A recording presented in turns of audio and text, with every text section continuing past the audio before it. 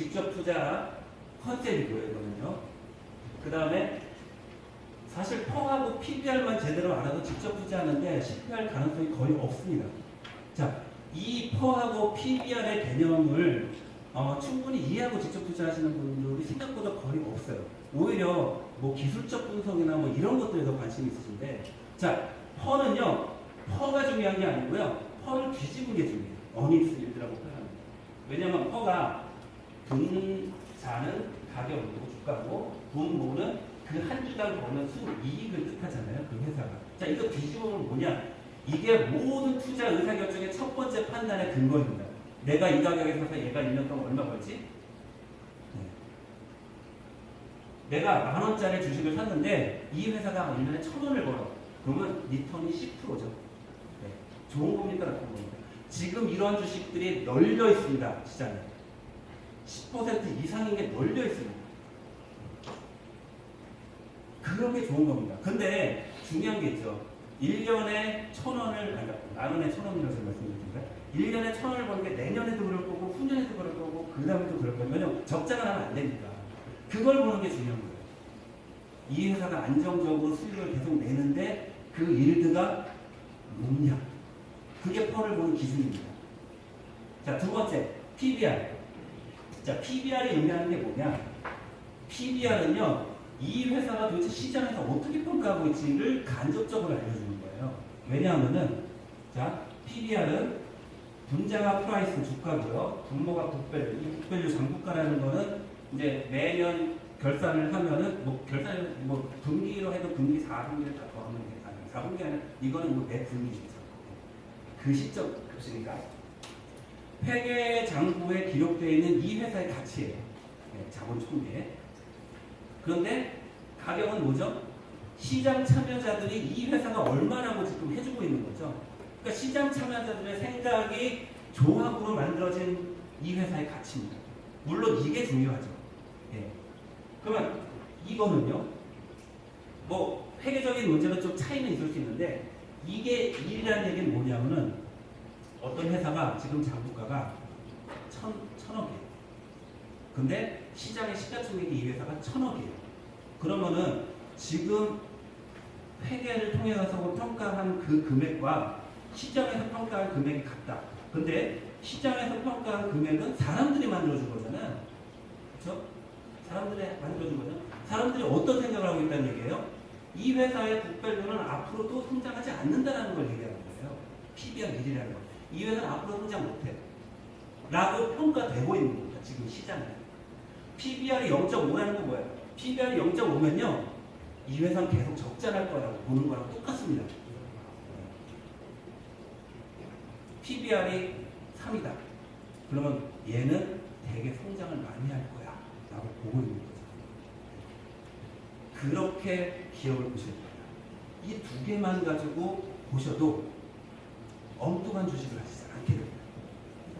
적어도 로저스 게임의 희생자가 되지는 않을 거예요. 뭐 증거를 보여드릴게요. 굉장히 저 학교에 선생님의 유명하신 분들인데 이분들이 94년도에 이분들이 어떤 연구를 했느냐. 미국 시장에서 방금 전에 제가 PB를 설명드렸기 때문에 이제 딱 개념이 좀 잡히실 거예요. 밸류 주식과 그러니까 이건 이제 성장주예요. 가치주와 성장주를 구분하는 학술적인 방법은 PB로 분류하는 겁니다. 기본적으로.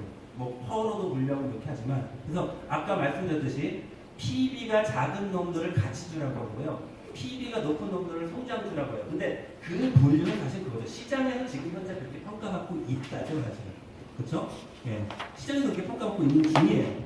그래서 PB가 낮은 놈들 절반, 이건 절반 아니고 3분이었는데 PB가 낮은 놈들과 PB가 높은 놈들의 주식들의 여기 보시면 과거 5년 동안의 이 회사의 실적 성장을 보니까 마이너스 27%예요. 이 그룹에 속한 회사들이. 그리고 과거 5년 동안에 이 그룹에 속한 성장주들은 PB가 높은 놈들은 31%였던 거죠. 그런데 이거 지나놓고 한 거죠. 그러니까 내가 이 시점에서 앞으로 5년 될지는 모르지만 과거 데이터를 다 해가지고 과거로 가가지고 이 시점에서 저렇게 분류했고 그 과거 5년, 그 이후 5년을 본 거예요. 결과를. 그랬더니 봤더니 퓨처 그로스라고 되는 건 향후 5년의 성장입니다. 이 그룹에 속한 놈들이 43% 올랐고요. 이 그룹에 속한 놈이 5%밖에 안 올랐어요. 자, 시장에서 평가한 거랑 다른 거죠. 그 결과가. 미래의 결과가. 당연히 그러니까 이쪽의 성과가 좋고 가치주가 좋았고 성장주가 안 좋았다는 겁니다. 기대하고 틀립니다. 우리나라도 비슷합니다. 그 다음에 그 한참 뒤에 좀 더 추가적인 연구를 했는데 이거는 이제 어떤 거냐면은 사실 이제 어닝 서프라이즈를 많이 들어보셨잖아요. 과거에 물론 항상 그런 건 아닌데 과거의 평균을 보면요. 어닝을 애널리스트들이 예측을 했는데 그거보다 좋은 성과가 났다.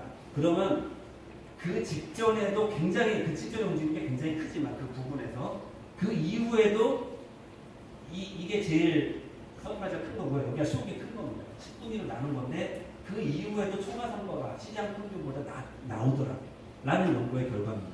근데 여기는 성장주 가치를 분류하지 않았어요. 자, 후속 논문입니다. 한참 뒤에 후속 논문인데 여기서는 어떻게 얘기를 했느냐. 저 초과 성과를 관찰하는 걸 두 그룹으로 나눴습니다. 아까 말씀드렸던 가치주와 성장주로 나눈 거예요. 그 그룹들의 어닝 서프라이즈나 어닝 쇼크에 대한 반응이 향후의 주가의 초과 성과, 시장 평균대로 초과 성과가 어떠냐를 봤더니 서프라이즈가 크면 클수록 초과 성과가 뭐 이거 언더 꺾으면 오라는데 초과 성과가 그냥 우리말로는 모르겠습니다. 더 안 좋은 성과가 나왔습니다. 근데 첫 번째 가치주보다 성장주가 훨씬 크게 많이 나와. 저 결과에 대해서 어닝 서프라이즈에 대해서. 두 번째 가치주는 서프라이즈나 쇼크나 그 반응의 크기가 비슷한데 성장주는 서프라이즈 반응이 크긴 하지만 쇼크의 반응이 훨씬 크더라. 굉장히 중요한 요소죠. 우리가 굉장히 성장하고 앞으로 장밋빛 미래가 있는 주식이라고 생각하고 올라탔는데 그게 꺾어지는 순간에 잃는 게 엄청나요. 그 기대가 꺼졌을 때. 근데 그 기대가 뭐다? 아까 제가 크로스펙트 이론에서 말씀드렸던 작은 확률입니다. 그 작은 확률을 크게 평가하고 있는 겁니다. 시장에서. 그래서 PB가 높게 형성되는 거예요. 그래서 그 가능성에 대해서 정말 신중하게 정말 이게 이렇게 되는 건가? 라고 고민을 하고 그 다음에 이 주식이 시장에서 지금 평가받고 있는데 그럴 가능성은 있지만 그거에 비해서 더 비싸게 지금 평가받고 있는 게 아닐까? 이걸 봐야 됩니다. 그래서 직접 투자하실 때 이런 부분들을 보셨으면 좋겠고 저희 같은 경우는 이제 저희 모델 중에 이런 것들이 이제 팩터가 당연히 들어가 있는 거죠. 예, 저희가 규칙적으로 투자하는 데 있어서 추가로 여기 마지막 페이지인데요. 주식에 대한 직접 투자에 대해서 그냥 저희 시장에 대해서 제 관점을 좀 잠깐 말씀드릴까 합니다. 사실 이거는 저희 회사 블로그에 작년 10월에 올린 그거를 그대로 가져왔습니다. 작년 10월에 장이 엄청 빠질 때 지금은 주식을 사야 할 때입니다라고 해서 올렸습니다. 제가 과감하게. 사실 좀 무서웠어요. 사실 좀 무서웠었는데 과감하게 올린 그거 뭐냐? 이 그래프입니다. 자, 순자산 코스피 종목, 그러니까 이게 이제 코스피니까요. 코스피 종목들의 순자산 장기 가격을 다 더했습니다. 다 더해서 그 히스토리를 그린 거고요. 그 다음에 코스피를 그렸습니다. 그러면 자, 이 점은 요게 두 개가 만나는 점이 PB가 코스피 PB가 얼마죠? 1이죠. 이 시점은 코스피 PB가 1보다 작았던 겁니다. 0.9. 예. 우리나라가 성장 안 한다. 우리나라 기업들이 성장 안 한다. 라고 평가받고 있는 겁니다. 시장에서. 예. 지금도 마찬가지고요. 그런데 과거를 보면요. 1시점이 하단입니다. 하단입니다. 전 여기에서 자신감이 있는 거예요, 사실. 그리고 이 빨간 선을 보시면 굉장히 이게 무슨 그림이죠? 빨간 선이 기업들의 계속 이익이 나기 때문에 유보금을 쌓으면서 자산이 커져 온 겁니다. 우리나라는요, GDP 성장률이 줄어들어. 옛날보다 성장이 줄었다. 성장이 줄었지 성장을 안 한다는 얘기 들어보셨습니까? 마이너스 성장한다는 얘기 들어보셨습니까? 기업들도 마이너스 합하면 물론 개별 기업 중에 어떤 거는 좋고 어떤 건 나쁘고 매년 막 성패가 갈리지만 우리나라 주식시장 전체를 놓고 봤을 때는 계속 성장해 오는다. 요 한때 빼놓고. 근데 주가는 안 올라갔어요. 언젠가 터질 겁니다. 그게 외부적인 요인은 내부적인 요인입니다. 그래서 제가 이 주장을 할 수 있었던 이유는 저희가 저희 고객분들한테 상품을 팔면서 저희가 1인 상품을 팔면서 저희는 이제 적립식을 보내거든요. 왜냐하면 소득에 대해서 저축하는 거지 내가 소득을 막 모아다가 어느 순간에 지금이 타이밍이 하고 딱 들어가는 게 사실은 투자가 아니거든요. 그래서 어차피 소득은 매월 발생하는 거니까 그 소득을 매월 일정 부분 적립을 하는 것이 사실 투자입니다. 본질입니다. 그래서 그렇게 하시라. 기회다. 계속 하시라. 네. 더 좋은 거다. 싸게 사는 거다. 어차피 더 하실 거 아니에요. 그렇게 해서 제가 이 글을 올린 거예요. 다행히도 이렇게 불러가지고 지금은 좀 마음이 편한데요. 사실은 되게 불안했죠. 저도 이런 얘기를 하면서. 예. 왜냐면 미래는 정말 알 수가 없어요. 이렇게 하고 여기까지 갈 수도 있는 겁니다. 장담 못합니다. 어떻게 미래를 장담합니까? 하지만 이 PB를 보고서 아 이게 지금 사람들이 과대평가하고 있다, 과소평가하고 있다를 볼 수 있는 중요한 잣대라고 말씀드리고 싶습니다.